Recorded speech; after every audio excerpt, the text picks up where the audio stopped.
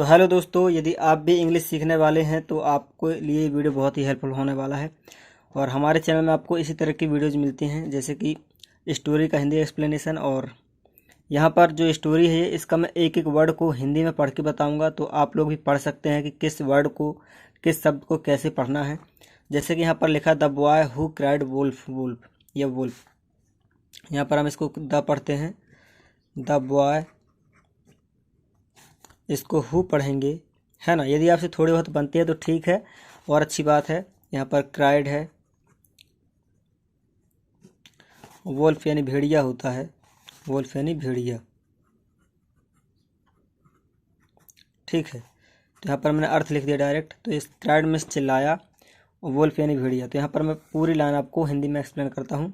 The boy who cried wolf, the means एक article है, boy यानी लड़का, हु मीन्स जो, और हु का अर्थ कौन भी होता है, कौन भी, और क्राइड यानी चिल्लाया, रोया, और वुल्फ यानी कि भेड़िया, ठीक है। तो इस तरह से मैं आपको पढ़ के सुनाऊंगा। तो यदि आपको वीडियो पसंद आती है तो वीडियो को लाइक कर दें अभी जल्दी से।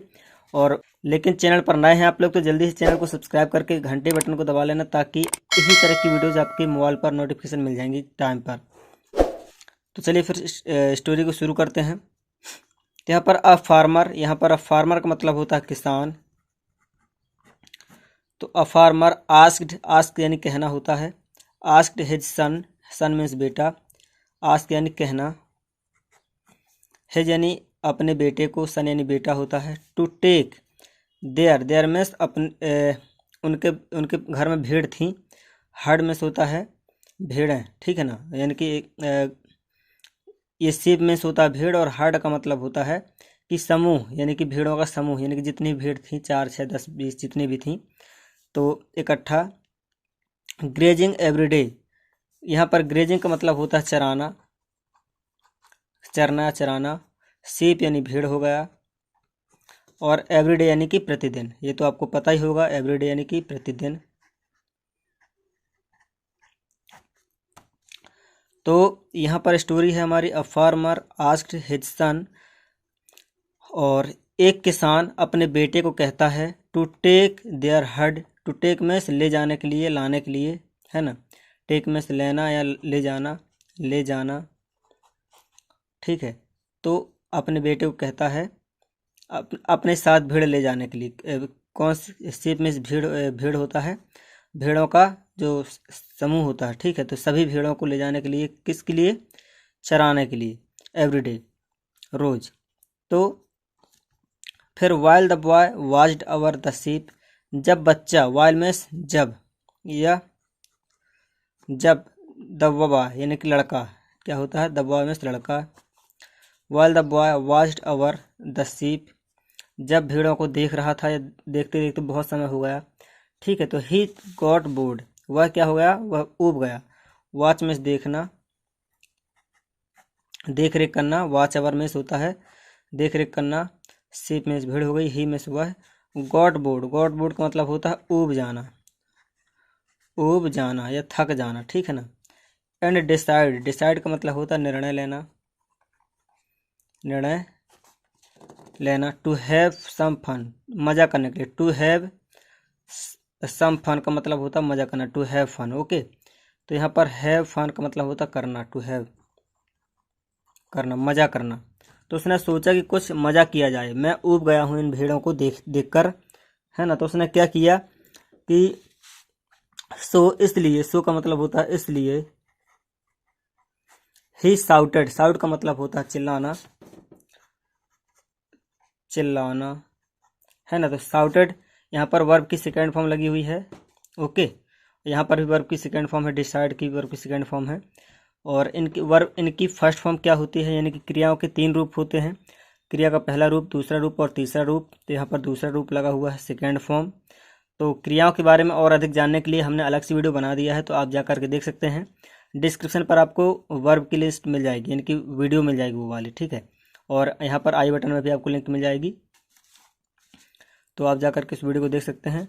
तो देखिए वो बच्चा क्या चिल्लाता है, ही साउटेड वोल्फ, वोल्फ, भेड़िया, भेड़िया। बच्चा चिल्लाता है भेड़िया, भेड़िया, ठीक है।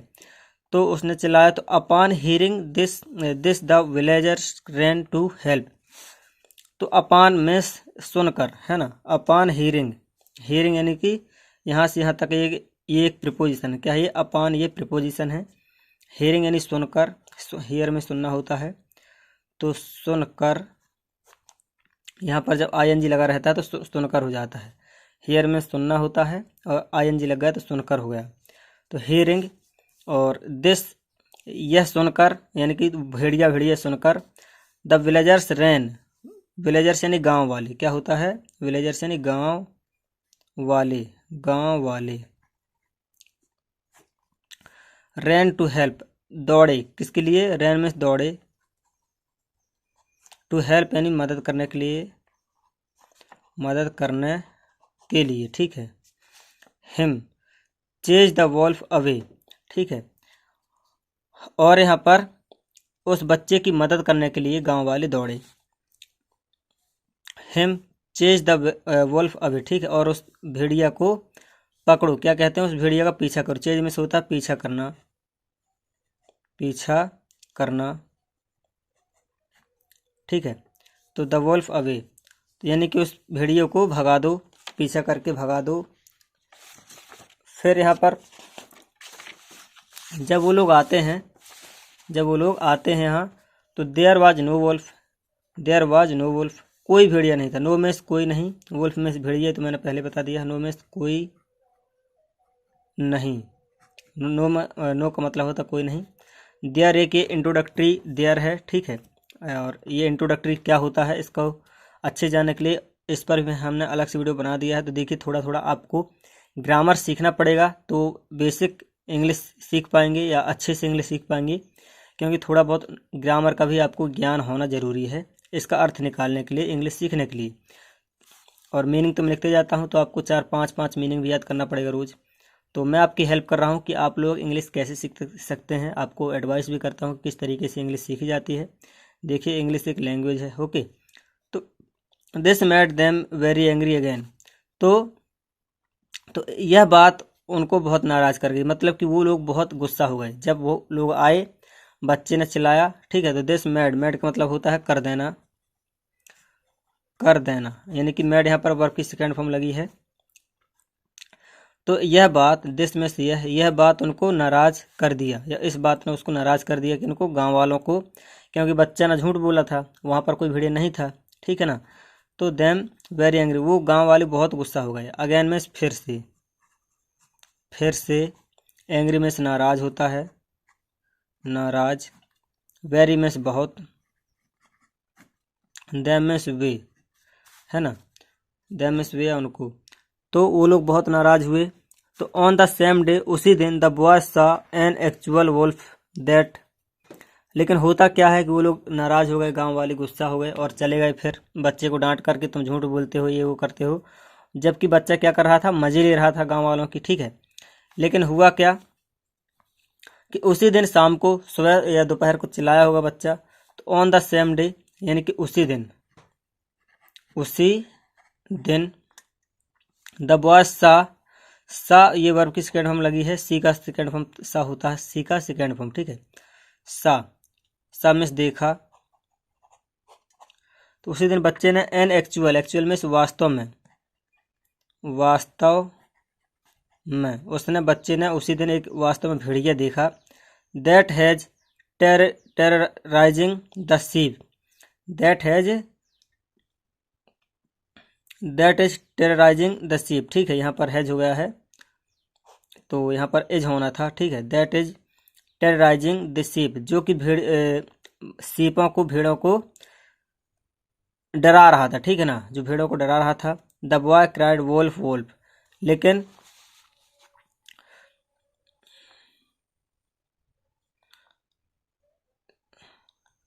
सॉरी, यहाँ पर जो हैज है ये सही है, और जो स्टोरी हमने लिखी है इसमें थोड़ा सा मिस्टेक हो गया है, टीम वालों ने लिख दिया है। यहाँ पर आईएनजी नहीं, यहाँ पर ईडी होना था, टेरराइज्ड, है ना। मतलब कि उस भेड़ ने, द वोल्फ दैट हैज टेरराइज्ड, भेड़ियों को डरा दिया, आया और खूंखार के इस तरह से दौड़ा, तो भेड़िया डर के भाग गए। और द बॉय, जो बच्चा था, द का मतलब होता है यहाँ पर वो, क्या होता है? वो, ठीक है। द बॉय, वो बच्चा, फिर से क्राइड में से रोया, इस बार रोया और चिल्लाया। वोल्फ वोल्फ, भेड़िया भेड़िया। प्लीज हेल्प मी, और क्या चिल्लाया, प्लीज हेल्प मी, हेल्प में मदद करना, कृपया मेरी मदद करिए। प्लीज का मतलब होता है कृपया। And no villagers showed up as they believed that the boy was joking again, लेकिन इस बार कोई भी गांव वाला नहीं दिखा। क्या हुआ, but and no villagers showed up as they, यहाँ पर एज का मतलब क्योंकि होता है, क्या होता है, क्योंकि, और शो अप का मतलब होता है दिखना या दिखाना। तो कोई भी नहीं दौड़े, कोई भी नहीं दिखे। बिकॉज दे में वे, दे में होता है वे, क्योंकि उन्हें भरोसा था या वो मानते थे। बिलीव्ड, ये वर्ब की सेकेंड फॉर्म लगी हुई है, दूसरा रूप, कि the boy was joking again, क्योंकि बच्चा वास्तव में, द बॉय जोकिंग में मजाक करना, मजाक करना, अगेन में फिर से, है ना। तो गांव वालों को क्या लग रहा था कि फिर से बच्चा जो है मजाक कर रहा है, इसलिए गांव वाले इस बार गए नहीं। और वास्तव में इस बार क्या हुआ कि उसने भेड़िया आया और बच्चे को मार दिया, बच्चे को खा गया, ठीक है ना, बच्चे को मार के फेंक दिया। तो यहाँ से स्टोरी में सीखने को आपको ये मिला है कि कभी भी हमें झूठ नहीं बोलना चाहिए, क्योंकि झूठ बोलने से अगर हम कभी भी सच भी बोलते हैं तो हमारी बातों का कोई यकीन नहीं करता, है ना। मोरल ऑफ द स्टोरी यही है, don't play with people's trust, लोगों के भरोसे के साथ मत खेलो, क्योंकि when it matters the most they won't believe you, लेकिन जब आपको बहुत ज़्यादा ज़रूरत पड़ेगी उनकी तो वो आप पर भरोसा नहीं करेंगे, है ना। तो यहाँ पर पीपल्स का मतलब होता है लोग, पीपल्स यानी लोग, और जो यहाँ पर होता है पीपल्स जो अपोस्ट्रोफ एस लगा हुआ है, इसका मतलब होता है लोगों का, पीपल मीन्स लोग, है ना, और इसका होगा मतलब लोगों का। ट्रस्ट यानी भरोसा, ट्रस्ट यानी भरोसा। विद यानी साथ, विद यानी साथ होता है। प्ले में खेलना, ये तो पता ही है आपको, प्ले में खेलना। डोंट यानी मत करो, डोंट में मत करो ऐसा काम, है ना, नहीं, डोंट में नहीं भी कह सकते हैं। वैन में जब, इट में यह, मैटर्स द मोस्ट, मैटर यानी खासियत होना, बहुत ज़रूरी होना, है ना। मोस्ट यानी अधिकतर, अधिकतर। दे में से वॉन्ट, बिलीव में भरोसा करना, यू में आप या आप पर, ठीक है ना। तो इस तरह से आई होप कि, यानी कि मुझे उम्मीद है कि आपने इस स्टोरी से इंग्लिश को पढ़ना सीखा होगा, इंग्लिश का अर्थ निकालना सीखा होगा, और आपको थोड़ा सा मेहनत करनी होगी, ग्रामर सीखना होगा थोड़ा बहुत। और बाकी हमारे चैनल में आपको इस तरह की स्टोरी का हिंदी अर्थ एक एक वर्ड को समझा कर के बताया भी जाता है, तो आप लोग चैनल को सब्सक्राइब जरूर कर लें। इसी तरह की स्टोरी, और हम लेसन भी समझाते हैं, तो लेसन भी एक्सप्लेन कर सकते हैं। तो चैनल में नए हैं तो जल्दी से चैनल को सब्सक्राइब जरूर करिए, और वीडियो को लाइक नहीं किया अभी तक तो वीडियो को लाइक करिए।